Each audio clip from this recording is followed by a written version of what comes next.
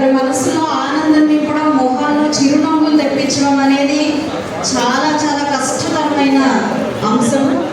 అది వారు ఈరోజు సమాజంలో చేపట్టారు. అది కూడా ఎక్కడ డబ్బుని వాళ్ళు విక్రయిస్తూ, లేదంటే డబ్బుని వాళ్ళు మీడియంగా పెట్టుకొని అదొక బిజినెస్ లాగా కాకుండా స్వచ్ఛందంగా చేస్తున్నారు. వాళ్ళ టీం అంతా కూడా అహర్నిశలు కష్టపడుతుంది అంటే ఇది చాలా గొప్ప విషయం. ఇక్కడ ఉన్న ప్రతి పిల్లవాడు తెలుసుకోవాలి, మనం సేవ చేయాలి అంటే ఏం చేయాలి, ఎంత స్ట్రాంగ్ గా ఉంటే ఈ ఒక కార్యక్రమం ఆగకుండా జరుగుతుంది, మన విల్ పవర్ ఎంత ఉంటే మనం సహాయం చేయగలుగుతాము అన్నది మనం ఆలోచించాలి. టీం అందరికీ కూడా ఒకటే స్పిరిట్ ఉంది, ఏదైనా చెయ్యాలి అని చెప్పి ఆ స్పిరిట్ ని అలాగే కాపాడుకుంటూ వస్తూ ఉన్నారు.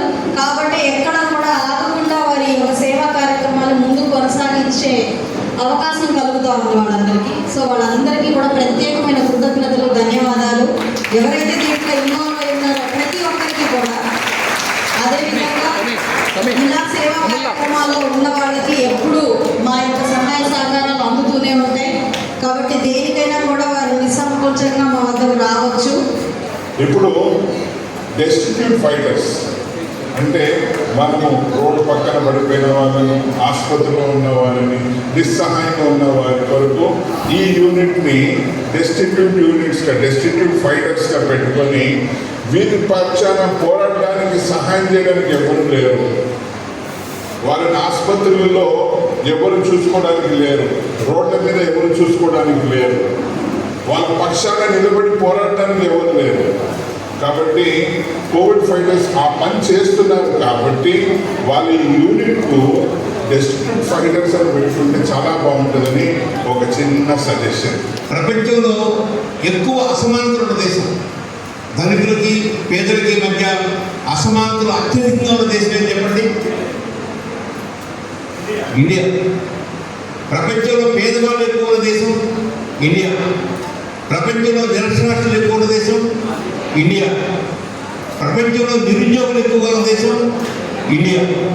ఎందుకంటే మనం 147 కోట్లు చేరాం కాబట్టి 10% పేదలున్న 15 కోట్ల మంది అవుతాం. ఇంత పేదరికమైన సమాజంలో, ఇంత అసమానతమైన సమాజంలో ఆ అసమానతను తగ్గియాలన్నా, పేదరికాన్ని తగ్గియాలన్నా కోవిడ్ ఫైటర్స్ లాంటి సంస్థలు కొన్ని వందలు వేలు పనిచేస్తే కానీ సాధ్యం కాదు.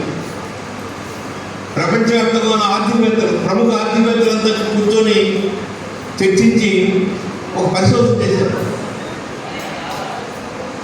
భారతదేశంలో 1% ప్రజల చేతుల్లో, భారతదేశంలో ప్రతి 100 మందిలో ఒకరి దగ్గర భారతదేశంలో ఉన్న సంపదలో సగం సంపద ఉంది.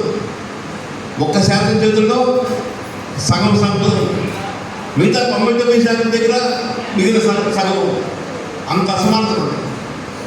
సో ఈ అసమానతల సమాజంలో ఇలాంటి సంస్థలు మరిన్ని అభివృద్ధి కావాలి.